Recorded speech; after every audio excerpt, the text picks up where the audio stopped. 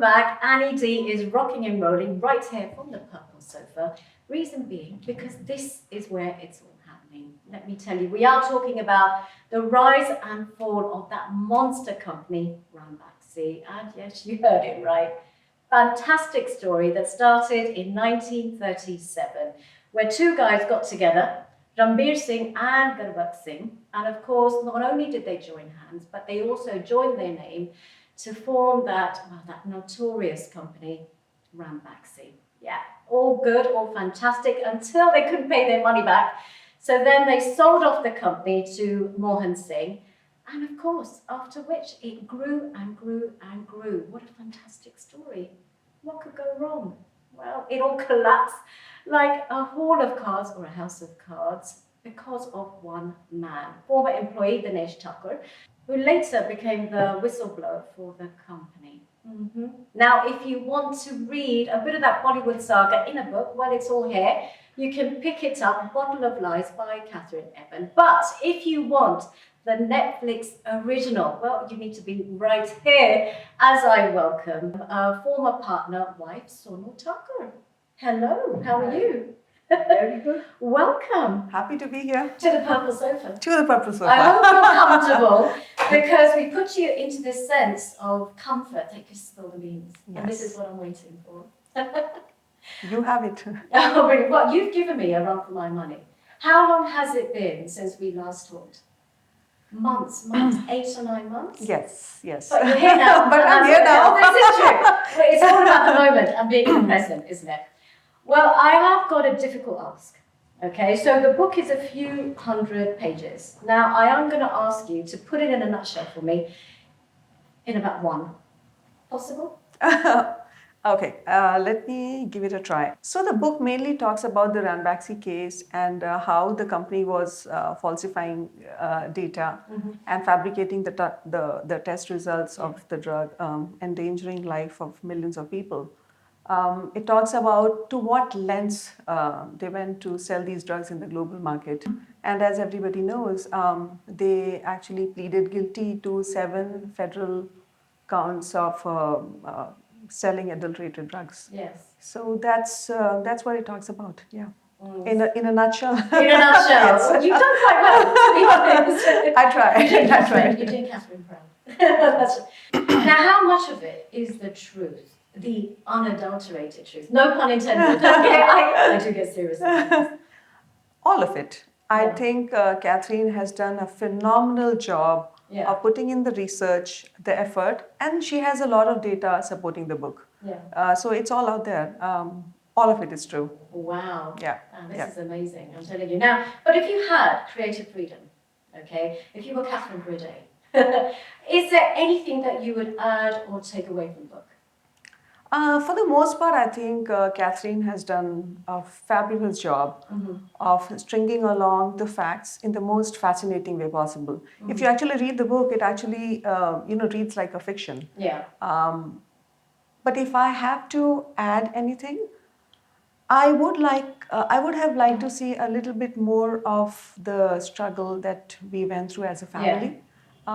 Because when Dinesh picked up the fight, it was not just his fight anymore. Yes. It actually became our fight. We as family, he was the front end, but we were at the back end. So I would have liked to see a little bit more of that because that's the thing that I could relate to. Yeah. Other than that, I think it's hats off to Catherine. No, fair enough. So when did you actually find out about what Dinesh was going to do? It took me a while to find out about the case. By the time it had already become a formal investigation. And I remember Dinesh and I went out for lunch to this Chinese restaurant in DL Phase 2.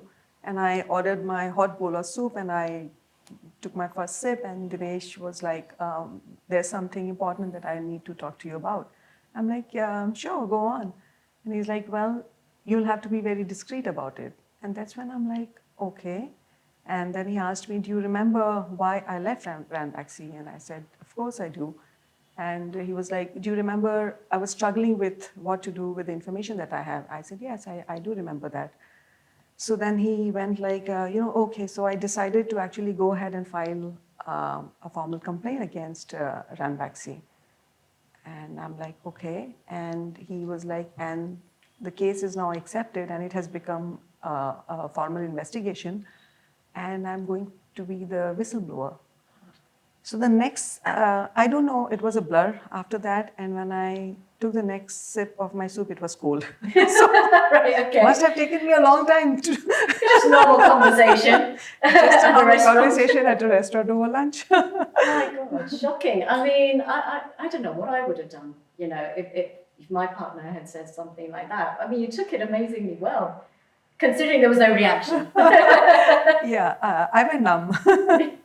Now, so if I remember correctly, the book mentions that, okay, you found out, but you pretty much left Dinesh to kind of carry on with it and to, you know, go with it.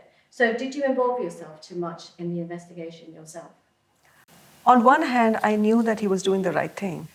I knew he needed my support to sustain the case.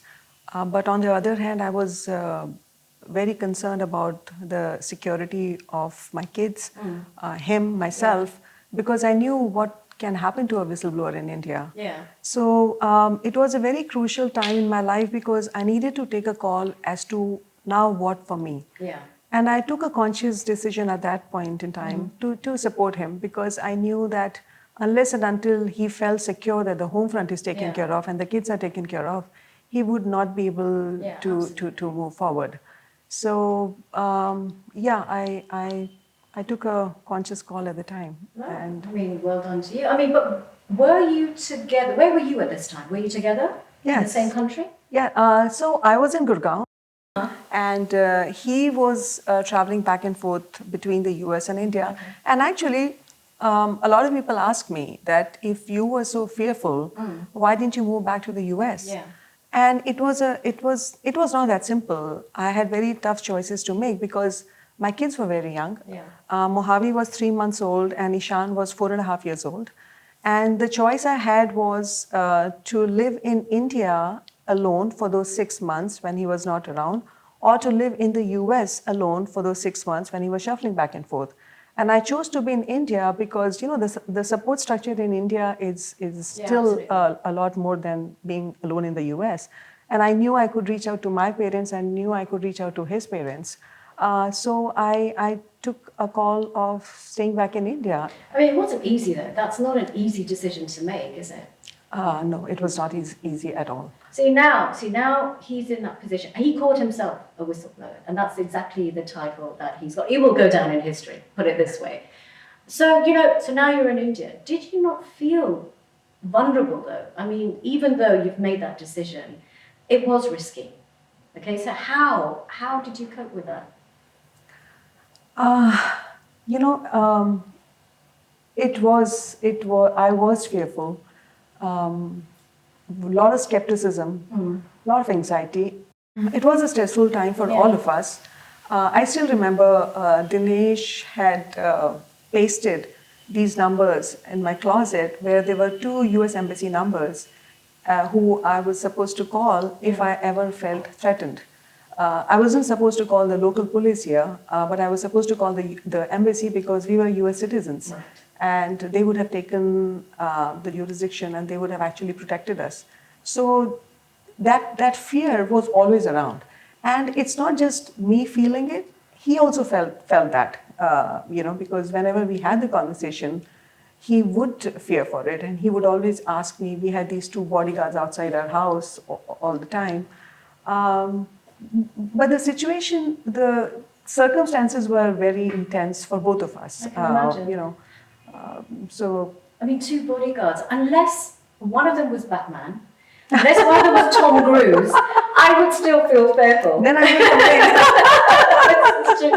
It would have had its advantages.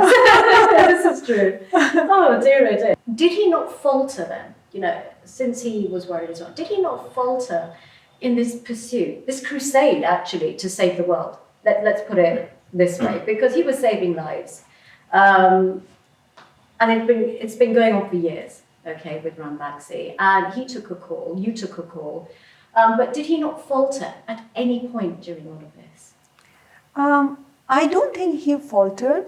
But he was very frustrated also because he never realized that the case would actually last for 9 years. Also, when he filed the complaint against Ranbaxy to the USFDA and when the case got accepted as a formal investigation, I don't think he realized he thought his role would be over by then. But, that's it. Like but then when he realized that he has to be a part of the whole investigation, yes, he took a call and he was very passionate about the cause. That's the first, that's why anybody would actually even take that first step of reaching out to the USFDA. So no, I don't think he faltered. But I know that he was also very frustrated during the case because it was not just us missing out on him. He also missed out on the family. He loved the kids. He loved me, and us not being around him was taking a toll on him too. I mean, this is massive. The responsibility that both of you took on was massive, and it's not made for the faint-hearted, and you've really got to be sure about what you're doing. And as you said, it kind of went on. It spanned 9 to 10 years? 9 years, yeah. And countries as well. Sat samandar par, yes. As they say. Yes. I mean, so when did you realize that this whole kind of pursuit, this campaign, was taking a toll on your relationship? So even before I found out about the case, it was already casting a fog on our relationship because even when he was in India, he was so consumed with the case that he wasn't there. He used to spend so much time in his home office, and I thought that he's actually working on his startup. Because I could see that even when he's with me, he was not with me, and I used to question it. I'm like, Dinesh, you travel so much anyway. So when you're here, can you not be completely here? Little did I know that there was so much going on in his mind. We never realized that the case would last for 9 years. So 9 years of his absence from our lives and his life too. I was lonely. Kids used to miss him. He used to miss the kids. He used to miss the family being around. So it was casting a lot of strain in our relationship in terms of communication, in terms of having a companion, in terms of the kids having a father. Also, my hope was that once the case settles down, we can go back to being a normal family again.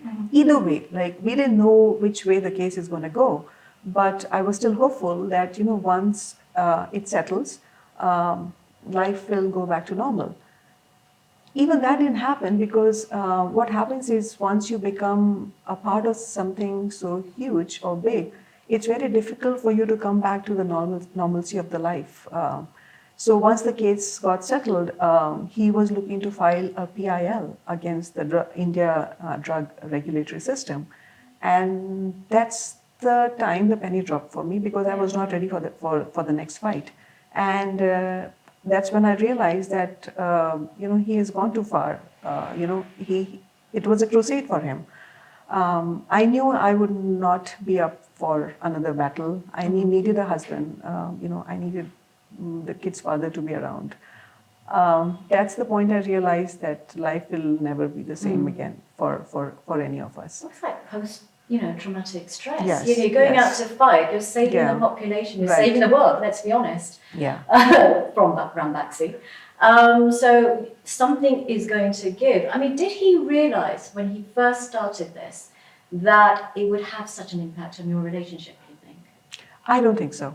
I don't think either one of us realized that it would actually have such a huge impact on our relationship because we didn't know how long will the case last. During that time, apart from the case, which was really big in itself, he was also a part of the startup. So he was completely consumed between the two. This is his own startup. His own startup, yes, because he needed to support the family, right? So I don't think either one of us realized that this will be the collateral damage. Well, if he were given these powers, and if he knew the future, and if he knew then that yes, this is the kind of impact that this would have, do you think he would have changed his mind or done things differently? That's a difficult one to answer for me. Maybe he would have done something different. I know what I would have done differently. I can talk about. Yeah, please. Yeah. During the case, I never put my foot down and tell him that, you know what, I cannot do this alone. Please come back. Right. Maybe had I done that, maybe things would be different. Yeah. Maybe he would have changed something on his part. Not give up the fight, but maybe something different. I just let him be, thinking that his cause was actually much bigger than the challenges that I was facing. Because at the end of it, I had hope. I had hope of being together again. Yeah. So now when I think back, I do feel like I should have communicated strongly. I should have just put my foot down and asked him to come back. Well, he was like a dog with a bone. He wasn't letting this go. He a determined person. Yes. To literally, he was going to fight till the end. Obviously, I mean, quite honestly, when you do something like this, you have family, you have children. I walk out that door just for one thing and have to make sure that 10 things are in place. I mean, how was he able to pursue this? Just this kind of focus. How was he able to have this focus and not have to worry? How did he manage it? I think on several levels, he knew that the home front is taken care of. He knew that the children are taken care of. He had the confidence in me. He knew that he doesn't need to worry about that part. So that gave him the strength, to continue doing what he was doing. Not that he didn't miss the family, he did. He doted on the kids. He missed me. But yes, I think that confidence and that strength continued. I think helped him continue his fight in the most. Also, it takes a very different psyche to be a whistleblower. Yes. And he has had that too. Yeah. He is the kind of a person who, if gets into something, he gets into it.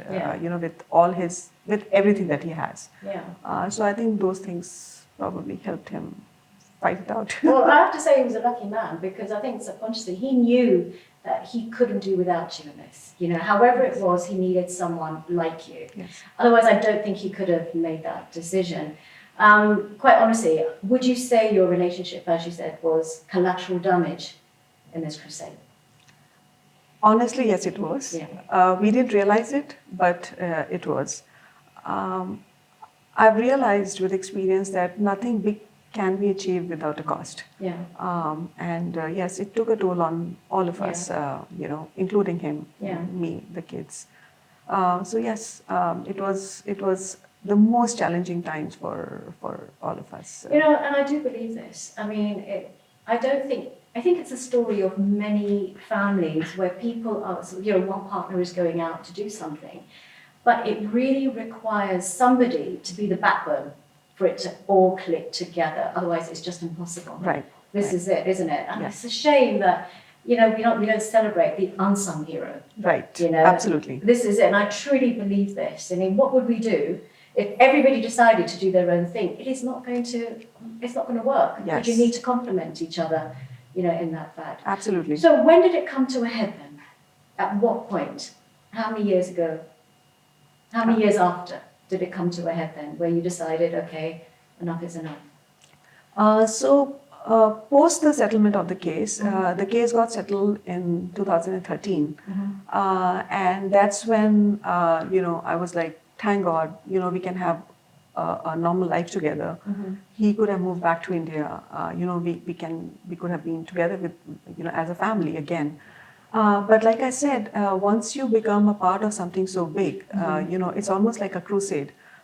It's not possible for somebody to come back to and just enjoy the normal life, and he just couldn't do it. So post the case, he filed a PIL against the Indian drug regulator, and that's when I realized that he has gone too far. Also, what happened was, post the settlement, his next fight was that, okay, it's done, but now what? Nothing has changed. So then his next fight was, okay, now I've done with, I've proved that yes, they are doing something so, I mean, they're falsifying their Yeah. data. But now what? So the next, fight would have been to actually do something about the drug regulation in India. Oh, there's going to be So something. yeah, and I was not ready for that fight again. It had consumed me. It was a big ask. It was a big ask. I was not ready for it. Fair enough. Yeah. Well, you know what? He was obviously rewarded quite handsomely. He was thanked by the American government, and it was a mission, and it really, as I said, it takes a certain person, and he succeeded. Hats off to him. Did anyone thank you? Honestly, it didn't even cross my mind before you asked me that question. Look, your family, as far as I'm concerned, people look after their country or serve their country in many ways. You've got soldiers going out, fighting their wars and saving the country. You've done your part by saving God knows how many people, right? So to me, you've just served your country. Who has, to be honest, has anybody thanked you for your part in this? Like I said, it didn't even cross my mind. I think, as an Indian woman, we are so conditioned, at least I was so Yeah. conditioned to take care of the husband, to take care of the family. This is the problem. Yes, yes. So that I think we do it as a responsibility without even looking for an acknowledgement. Yeah. And honestly, it didn't occur to me before you asked me this question. And I think this is the story of every woman Yes. in India, especially. Absolutely, this cultural context. Yes, absolutely. Because, a lot of us have taken a conscious call of staying home, Yeah. being with the family, and we don't have anything tangible to show it to the world. This is it. Right? We have no bank balance, we are nowhere in the corporate ladder. But what people fail to see is that we are responsible to kind of build that value system over Yeah. which a family thrives. The next generation. Right, the next for generation, goodness right. sake. And which is the most important thing if you actually, but it's not tangible enough for us to say that, okay, we have built this. No, it's a So- shame because you don't get holidays. You're on call 24 hours. Let's be honest. Yeah. Okay. You get the brunt. You're also a grievance counsellor. You're everything. Yes. In Yes. this role. And yet the only difference maybe between you and somebody else, working in a corporate, in some corporate, is a few zeros in the bank. A few figures in the bank. That is the only difference. And if that is what justifies you, Yeah. I think it's a goddamn shame, if you ask me. So on behalf of the country, I thank you for Thank your you. part in all of this, because it couldn't have happened without you and Dinesh together, let's be honest. Thank you. I'm so touched. Good. So what are you up to now? Tell me this. I am actually at the most peaceful phase of my life. I feel so aligned to myself. Yeah. I feel like this is the first time in my life I'm being true to myself. I've reached that place of honesty. So one thing, the silver lining out of this journey was that the churning I went through helped me do a lot of self-work. Yeah. Because what happens is when you face a challenge, either it can break you or it can, make you. Yeah. And I think through this, I was able to find myself because, there was a lot of self-work that one needs to do because I needed that strength. I needed that strength for the kids. I needed to build that strength for Dinesh. So, that was actually the beginning of my spiritual journey as well, which actually helped me found my center, my core, And this is one message that I would really like to give out to every woman out there is that... Only one. Only to all one. of- There has to be more. I mean, this spanned years. And ladies, if you're listening, listen carefully at this point. See, all of us are facing challenges in our Yeah. daily lives. Every woman out there, everybody has different battles, everybody has different challenges. But, don't lose yourself. Find yourself, if at all. Once you are centered, right, every challenge that comes your way doesn't look as big because your reaction to those challenges it's very different because Yeah. you're operating out of a very peaceful place within yourself. So don't lose that space, don't lose that center. A lot of women have actually said this to me that I can talk like this because I have financial stability. But it's really not about that. It was a journey for me. I had to struggle to get here. Like I said, it was a journey for me. But no matter what phase of life you are in, find that center. Just connect to yourself. Just be aligned to yourself. There is so much peace to to being true to yourself. I mean, you read it in books, don't you? And all the gurus are telling you this, but it's actually true, isn't it? It is so true. So once you find that center, you can actually see something, kind of in a balanced way. Yes. So it's not skewed or, Absolutely. or biased. This is it. See, I strongly believe that the quality of your life depends on your reaction to situations, right? And those reactions are very different once you've found that strength within. And I'm no way saying that I've already reached there. It's a struggle, but we're all striving to get there. But at least start the journey. It's so worth it. We're in India, right? As we've talked about the cultural context. How is it? How easy is it? I mean, how do your family feel about this? I'm very fortunate, actually. I had complete support of my family, my mom, my dad, my brothers. Surprising. Yes, complete, and my extended family as well. Because they saw my journey, they saw my struggle. So I'm blessed that way. And also I'm surrounded by such lovely friends. They are my lifeline. It makes my journey as a single woman easier to have that support structure within the community and to have that family that supports you. Yeah, I'm going to have to share notes. Honestly, I'm going to have to share notes. So your life seems really exciting. Now you're young, free and single. Young. Thank you for adding that. With pleasure. I mean, you've earned it. Honestly. Very quickly, right? If I asked you to choose between a beach or a mountain, now that you're mobile, okay, so a beach or a mountain for a holiday, what would it be? Very quickly. I have a mountain home, so I'll go to the beach. No, I already have a mountain home. I'll go to the beach. Okay, fair. Oh, I see. Okay. Would you prefer to party or stay at home on the sofa?